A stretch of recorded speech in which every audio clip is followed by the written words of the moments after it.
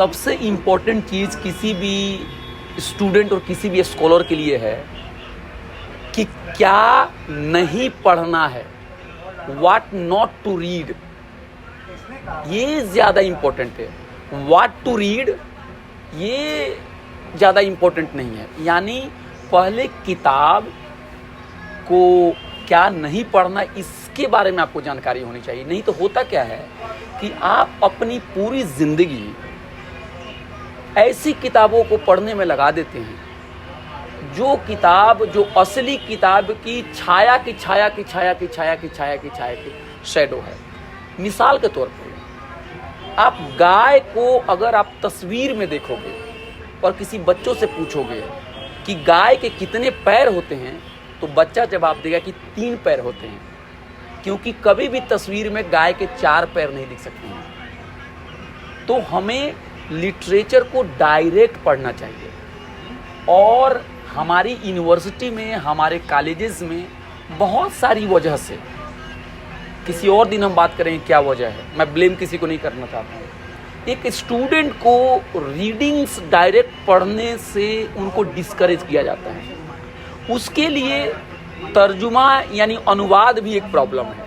मिसाल के तौर पे अगर रोमिला थापर का कोई लेक्चर है जो अर्ली इंडिया के बारे में, एंशिएंट इंडिया के बारे में, इंटरप्रेटिंग एंशिएंट इंडिया, वो अंग्रेज़ी में है, उसका अनुवाद अगर हिंदी में नहीं है, गुजराती में नहीं है, उर्दू में नहीं है, बंगाली में नहीं है, और अगर किसी तेज़ तर्रार बच्चे की अंग्रेज़ी उतनी मजबूत नहीं हो, तो एक बहुत बड़ा एक प्रॉब्लम उनके सामने आ जाता है। तो एक तो अनुवाद का भी प्रॉब्लम है, टीचिंग फैकल्टी का भी एक प्रॉब्लम है, टीचर कम है।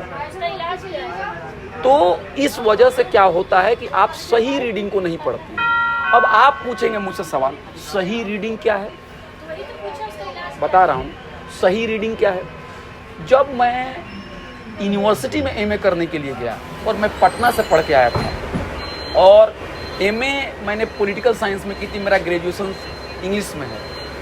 तो एक मेरे दोस्त होते थे जामिया में जब मैं पढ़ता था, तो वो सेकुलरिज्म की कोई किताब होती थी, तो वो कह लेते ये आशीष नंदी की किताबें बहुत इंपॉर्टेंट है, ये राजीव भारद्वाज की किताबें बहुत इंपॉर्टेंट है, ये पार्थो चटर्जी की किताबें बहुत इंपॉर्टेंट है, धर्मराज जी।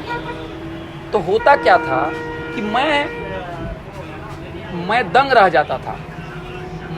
जाता था ये देख के कि कैसे इनको पता चल गया कि ये किताब जो है आशीष नंदी की जो किताब है वो आशीष नंदी की किताब जो है वो इम्पोर्टेंट है। तो यहाँ पे धर्मराज जी एक अच्छे रीडर और एक अच्छे टीचर की ज़रूरत पड़ जाती है। मैंने बहुत सारे टीचरों को देखा है। एक मेरे टीचर कंपैरेटिव पॉलिटिक्स पढ़ाते थे, उनकी जब लिस्ट मुझे मिली, रीडिंग लिस्ट, उसमें 500 किताबों के बारे में जिक्र था, और वो किताबें ऐसी थी जो ऐसे ऐसे पब्लिशिंग हाउस से छपी हुई थी जिसके बारे में मैं जानता भी नहीं था। तो मुझे ऐसा लगा कि एक दिन किसी किताब का बिब्लियोग्राफी को उन्होंने, सुनिए, ऐसा लगा, ठीक है, ठीक, बिल्कुल लीजिए। तो धर्मराज जी, तो क्या हुआ कि वो ऐसी रीडिंग देता था, इस रीडिंग के बारे में हमने सुना भी नहीं। तो आप क्या करते हैं, बच्चों के अंदर में एलिनिएशन पैदा करते हैं, है ना।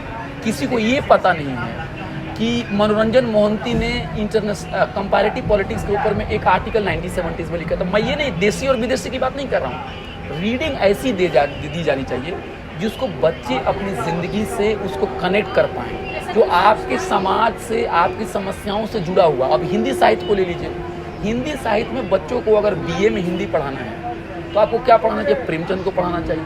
आपको क्या पढ़ाना चाहिए? प्रगतिशील लेखकों को पढ़ाना चाहिए। आपको नारीवादी लेखकों को पढ़ाना चाहिए। आपको दलित चिंतक को पढ़ाना चाहिए। उनकी हिंदी समझ में आती है। लेकिन आप ऐसे ऐसे लेखकों को पढ़ाते हैं जिनकी हिंदी संस्कृत जो है ना उसका कॉपी है। संस्कृत को कहिए कि उसको किसी तरह से थोड़ा सा रंग पोत के उसको हिंदी बना दिया गया है। दूसरी बात यह है, संस्कृत जानने वाला व्यक्ति हिंदी का विद्वान नहीं हो सकता है, क्योंकि एक हिंदी की फीलिंग कहाँ से अप्लाई होगा। संस्कृत एक महान भाषा है, लेकिन संस्कृत है, वो हिंदी नहीं है। तो रीडिंग लोगों के पास पता नहीं है, और यहीं पे अनुभव काम करता है कि अगर मैं ग्रेजुएट के बच्चों को पढ़ा रहा हूँ और ग्रेजुएट के बच्चों को सिर्फ 20 रीडिंग देनी है, उनको 200 पेज से ज़्यादा नहीं पढ़ाना है। तो कौन कौन सी रीडिंग मैं उनको बेहतर दूं ताकि वो समझ सके, उनकी ज़िंदगी की उनकी आंखें खुल जाएं। ये चीज़ों की बहुत बड़ी कमी, और यहीं पे एक अनुभवी टीचर का बहुत बड़ा रोल होता है। जैसे अगर मैं पढ़ा रहा हूँ ग्लोबलाइजेशन, भूमंडलीकरण, और मैं पढ़ा रहा हूँ इन्वायरमेंट, तो मुझे पता होना चाहिए कि जगदीश भगवती की किताब जो है इन डिफेंस ऑफ ग्लोबलाइजेशन, उसका चैप्टर नंबर 9 में इन्वायरमेंट के ऊपर उस विषय का है चर्चा। तो जो खुद ही नहीं पढ़ेगा वो क्या किसी को पढ़ा पाएगा। तो सबसे बड़ी टीचरों की एक कमी होती है, इसलिए यूनिवर्सिटी और कॉलेज में एलिनिएशन पैदा हो गया है। और मैं फिर नए छात्रों को कहूँगा, कम पढ़िए लेकिन सोचिए, और किसी भी लेखक की लेखनी को अगर तुम पढ़ रहे हो तो तुम्हारा रोल होना चाहिए एक जज की तरह, एक पुलिस इंस्पेक्टर की तरह, एक वकील की तरह। कोई दुनिया में सुनिए, तुम्हारा रोल होना चाहिए उसको क्रिटिकली देखना। यहाँ तक कि एरिस्टोटल की राइटिंग को भी अगर तुम ध्यान से देखोगे तो तुम उसके अंदर में क्रिटिसिज्म कर सकते हो। और क्रिटिसिज्म सिर्फ क्रिटिसिज्म के सेक के लिए नहीं है कि अरे 4 क्रिटिसिज्म कर दिया मैं विद्वान हो गया। और एक और बात है, कोई भी व्यक्ति पीएचडी कर ले, डबल पीएचडी कर ले, 50 किताब लिख ले, अगर उसका जन सरोकार नहीं है तो ना तो वो किताब को कभी पढ़ सकता है, ना उसको समझ सकता है, ना वो कुछ लिख सकता है। वो जन सरोकार, जब तक जन सरोकार नहीं होगा तब तक रामचंद्र शुक्ल की हिंदी का साहित्य आप पढ़ेंगे तो आपको कुछ नहीं मिलेगा। उसकी जन सरोकार होना चाहिए, आपको जन सरोकार होना चाहिए। तो जन सरोकार का मतलब कि समाज में आपका कोई ना कोई स्टेक होना चाहिए। दिल से याद करता है। देखिए, आपको अगर आपके लिए दुनिया में कोई चीज़ गलत या कोई चीज़ सही नहीं है, आपको कोई किसी चीज़ को देखकर दिल नहीं दुखता है, कोई आपकी आंखों में अरमान नहीं है, आपके सीने में कोई एक अच्छा ख्वाब नहीं है, आपके दिमाग में कोई सवाल नहीं है, आपके हाथों में और बाजू में कोई हरकत नहीं है, तब आप कितनी किताबें पढ़ लो कुछ मिलने वाला नहीं है। इसीलिए हरकत से आदमी परेशान है। इसीलिए बहुत सारे लोगों का पीएचडी जो होता है ना, अगर आप पढ़ेंगे तो आपको पता ही नहीं चलता कि इस पीएचडी में कह क्या रहे हैं। पीएचडी करने वाला व्यक्ति होना चाहिए कि उसको चिड़िया की सिर्फ आंख दिखती है। जिस वक्त उसने टाइटल लिखा उसे पता है कि हम सारे फैक्ट्स को कैसे लेके जाएंगे। आप ओपन रहिए, अगर फैक्ट्स कुछ अलग तरीके से आते हैं तो आप अपने फॉर्मुलेशन को बदल भी सकते हैं, लेकिन ये नहीं होगा कि सवेरे कुछ और सोचते हैं और शाम को कुछ और सोचते हैं। फिर से मैं इस चीज़ को एक बार दोहरा दूं, सही रीडिंग का चुनाव करना, आराम से पढ़ना, कंपटीशन नहीं होना।